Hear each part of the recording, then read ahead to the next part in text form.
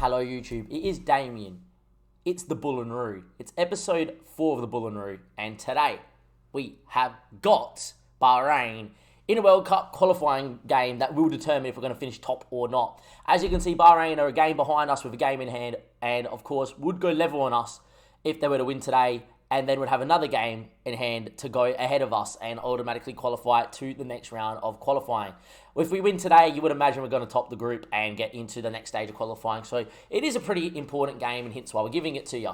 Secondly, you would have heard, I finally found a name for the save. Bull and Roo. Why is that? Because Mcarthur are a bull, Australia are the Socceroos, the Bull and Roo. It sounds like a pub. You know, where you're going tonight to go get a snitty. Oh, the Bull and Roo. You know, why not? I don't know, it's Aussie. It will do. Anyhow, in terms of the team, we're going to go a little bit more tactically different as well, because I completely forgot, and it took me by surprise, Australia are a guest at the Copa America this year. I will be managing in the Copa America as we're trying to build a squad for Mcarthur. It's going to be nuts. With that in mind, and me not really having too many friendlies to test systems for playing the likes of, well, in our group we didn't get Brazil or Argentina. I'll show you that in a second. But playing teams from South America, I think our best chance of going out there and doing a job is definitely playing on a system that's a bit more suited to Australian type of football. A system that's suited on, being a bit more quicker and a bit of a higher tempo, and a team that's going to really look to exploit pace and run with the ball. Exploit the pace of a Mobile, exploit the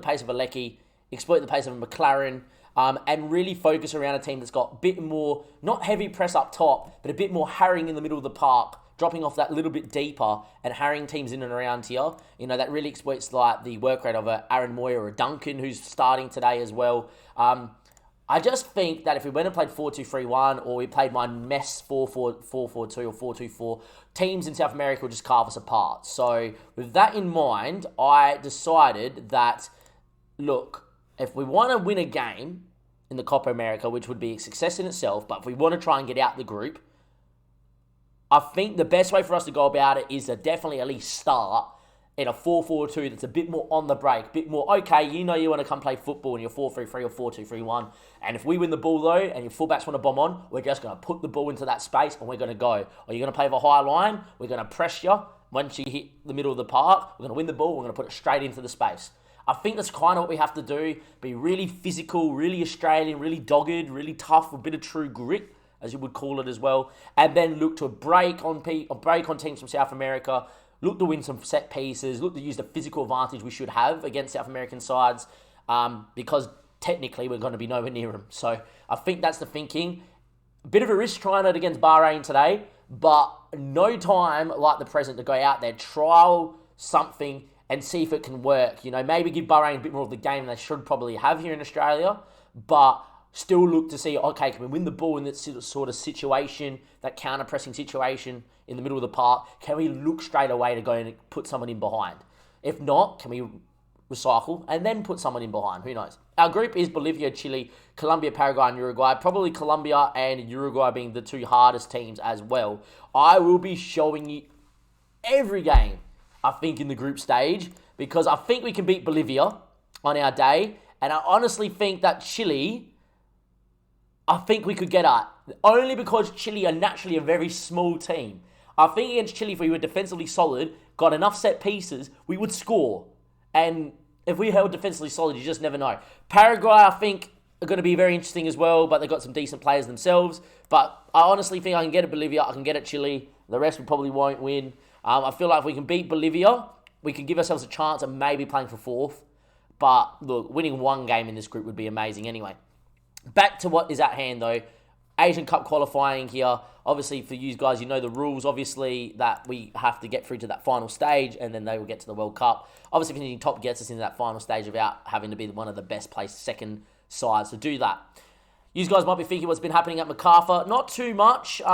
We have got some new transfers, and I think we'll recap this all. I want to do an episode just based on transfers, but it's going to not be for a while. What I've kind of done is I'm signing players that I think have very good stats to come play. Disregard scout reports because they're being scouted to a team that isn't in the league, and we've only got like 3 players in our actual squad at the moment. So people like Chris aren't going to be an 84 rated. Oh my God, you've got a guy that's really good for the A-League. We've got a guy that's probably really good for our squad, but a guy that probably can do a job in the A-League. I'm looking for players of good determination, good work rate, really, to come in. Tommy Orr is already coming in as well. Valapi is a goalkeeper. I actually think this is a really good signing. In real life, he plays for Perth sometimes. I actually think on Football Manager he's probably Perth's best keeper and he doesn't get played. So Valapi's coming in international. I can't complain. In terms of our transfer history, there is a few more frees. A lot of these are for the 19s. Our under 19s, yet again, you're going to see the star ratings be like, oh my God. But, you know, there's a lot of guys in here that are currently on the internationals of the Australian under 19s that didn't have a club and we signed them. So, like, Rossi was capped at under 19 level, picked him up. Goalkeeper here, like Claudio Testoni, was on the under 19 level, picked him up. And that's where all these players have come from. In terms of first team signings, probably the big one that we probably talk about is Matt McKay's come in. I really wanted him. I waited to January. He's finally signed on a deal for the first season in the A-League. I just think for the first year in the A-League, I really need a guy like this to come in. Someone that still physically is good enough to play at this level. Someone that has experience playing at this level and playing for Australia. And someone that is very good in terms of their work rate and determination to really drive this squad forward. Look, it's going to be really tough for Mcarthur. I don't know what to expect first year, and I don't know what squad we're going to really have. All that will become a little bit more clear probably over the next month, 2 months, when players start to leave on frees from the A-League clubs. Anyway, into this game here, we have got Bahrain, and it is a big game for us as well. Matt Ryan in goals, Grant, Wright, German, and Gresbach. We have got injuries to Jedinak and Trent Sainsbury at the back, so a bit makeshift. But German comes in, he's been in good form, and Bailey Wright's Bailey Wright. Aaron Mobile and Lecky either side because of the pace, which I explained. Duncan and Moy because of their work rate. You know, you might see the likes of Hersic comes in if I need to chase a game. Jackson Irvine can do a job. You got Reece Williams, who I think can do a job as well. Gianni and McLaren up top. Look, I don't really have another striker I brought into the squad. I kind of thought of this really late doors as we're talking about the Copa America in chat. So if there was an injury or something like that, we would move straight back into the 4-2-3-1 that we have really much here. Anyway, score prediction in the chat because we are live on Twitch, YouTube. If you like the series, you like the idea, if you like the Bull and Roo, like and subscribe to the YouTube channel and links down below. Come follow us on Twitch. All the madness live. Come on, boys. My Dim City reckons we'll win 3-1 in the new system that we're trialing for the Copa America. Joe Tuna reckons we'll win 2-0. Against Bahrain last time, you would have seen it last episode, YouTube. For those in Twitch, we did draw 2-2. We needed an 83rd minute Massimo Luongo goal late doors in order to equalise against Bahrain. We did dominate that game, but we did not win that game. We were 1-0 down, 1-1, 2-1 down, 2-2, I think. But, very important to not lose that game. And, yeah, so it'll be okay. Anyway, the boys reckon we're going to win this one in the chat, which is good. They're lining up very deep. Obviously, this is the sort of system we'll play against in South America, just that it'll be all pushed up and very high. So, I imagine with that, this is not a bad preparation. It's not the greatest preparation. It's whatever. Maybe we probably have to try and get some friendlies in before the Copa America, if possible, and see what we can do. In terms of what I am going to do, though, here, is I'm going to go in and I am going to press everyone here in this system, and I will get my two strikers and man up probably here, I reckon. Actually, maybe not, no. I'm not going to press the centre-backs, but I want my two strikers to man up both centre-backs. If South American teams want to play out and then want to lock a ball back, trying to escape the press for centre-backs, I want my strikers to be pressing on them. I think that's what we're going to do. Very became complacent, so we need to change. Certainly the aim of playing well, scoring goals to give us a chance. We get a follow from Mr. Shadow Reaper. Thank you, Mr. Shadow. Where are you watching from? Fun players, but I'm confident in our abilities as well. And hopefully we get underway. Obviously, into the 2D we go. And as it starts, 3 minutes in, not much going on. Look, I'm looking for us to be quite interested in this game. I want to see us be a bit more solid, especially with... Oh, they're down to 10 early. If he's getting... Yeah, there we go. I was about to say, if that's the highlight, they're down to 10. Aaron Moy now, with the ball, whips it in. Gianni heads over. We know a win does do it for us here. I'm going to play the system for a half, and then after half-time, I will just go in and just go for him and go, okay, boys, got to go win this game now, because... qualification, but I want to see what the system's like. Like, from a goal kick, most teams will go short, but we're pretty compact is what I want to see. I always want to see us when we win this ball in this situation. We can play a ball into a space pretty quick. Like, Gresbach really should have played in Lecky really early. Doesn't. Aaron Moy now. We should get fullbacks bombing on slowly. Oh, my. Awa. Awa Mobile. What a goal. It's one. It's Awa. We're playing him on his natural right-hand side as well, and that is a pretty good goal indeed. In the end, Aaron Moy is there. I like the fact that the fullback is starting to bomb on there. Awa takes a touch, right foot, pick it out in the top. That's a finish, man. That is a finish. No keeper in the world, let alone Anwar Ahmed, is going to keep that one out, and that is 1-0. Anyway, Awa's picked the ball up again. He's looked straight away for that channel, which is okay. You know, this is a system that the Australian team needs to kind of learn for the Copa America. And if it's a system that works, maybe a system that will play in the World Cup, if we get to that stage. Obviously, as Australian manager, you just don't know, obviously. We could get the sack after the Copa America. I don't know how international management works. Anyway, we're only 1-0 up here, but I've seen what I needed to see in this game. 2-0 maybe if Aaron Moy hits the free kick. Go, Aaron. Do it, Aaron. Puts it around the wall, hopefully. He does. In the end, it's a great save from Ahmed in goals. And we've dominated the game, even though we're on a bit more of a defensively minded system. And with that in mind, we will go after Bahrain after half-time. We just really wanted to see what the system could have done.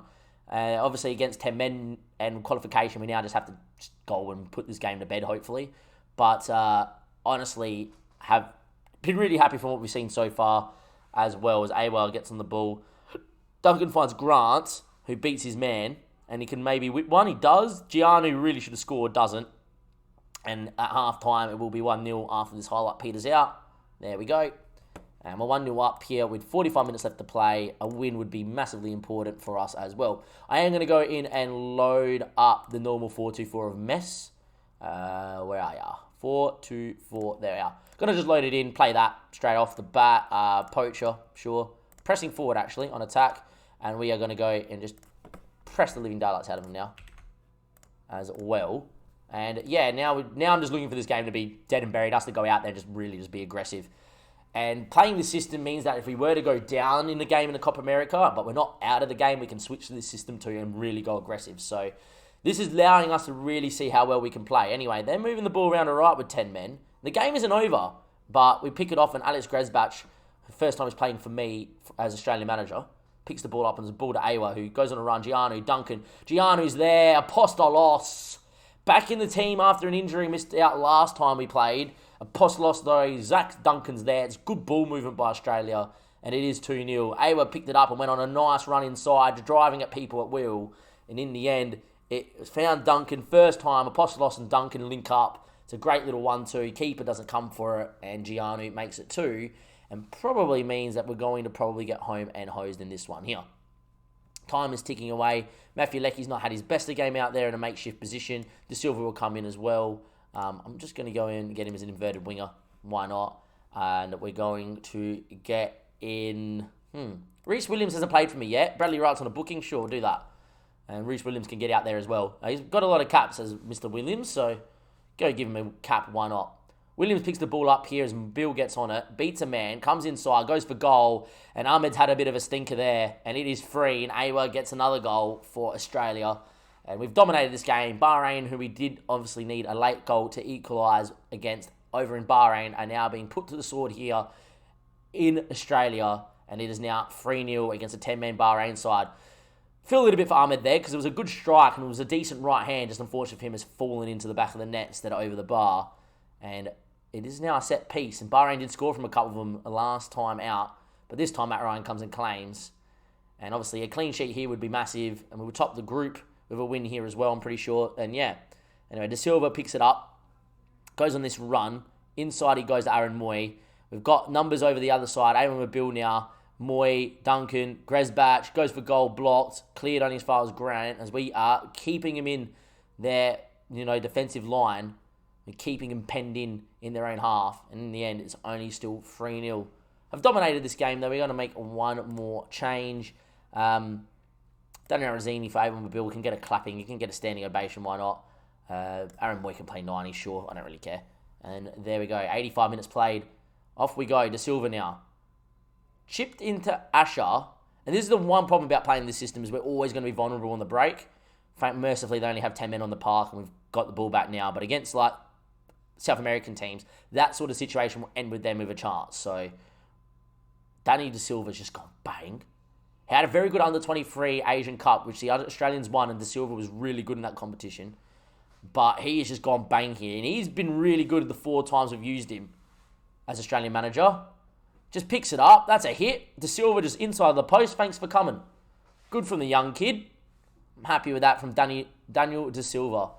4-0 against Bahrain. What you expect, really. They haven't really done too much since the early red card. And we are pretty much all but through to the final stage of World Cup qualifying. Sorry, you're not videotaping. Yep. Say hello to YouTube. Off you go. Hi, YouTube. Yep, cheers. What are you up? What's the young doctor, that young girl that looked after you when you had your rash and that? Do you remember her name? Would not have a clue. Wouldn't have a clue. Wouldn't have a Was clue. it Catherine something? Might have been. Do you remember the surname? Nah, not a chance. Nothing. Well, that kills a good YouTube episode, doesn't it? Oh well, I can't cut it out. It was right at the end of the game when she comes in, so YouTube, mother, YouTube. The stream knows, mum. Exclamation mum in chat. Anyway, we win 4-0 there. We're going to be through the group as well. We go to the group as well. We're pretty much qualified. We've got 2 games left to go, I think, in the group. I'm not going to show you those 2 games. I don't think YouTube, they're 2 fairly straightforward games. We need 1 point to get through the group as well, I'm pretty sure, don't we? Yeah, we need 1 point. We're going to get a point. And next time we see each other, YouTube, it's going to be for the African Cup of Nations, for the Copa America. But by this stage, and by the time that starts, we should have made a lot of signings at Mcarthur. And hopefully, we've got a squad to talk to you about. Anyway, from Damo and everybody else here at the Socceroos and in the chat, like and subscribe. Like, because my mum came and interrupted. Why not? And from everybody else, it's Damo. It is the Bullenaroo. It was episode 4. For episode 5, we'll see you for the Copa America and some transfer drama.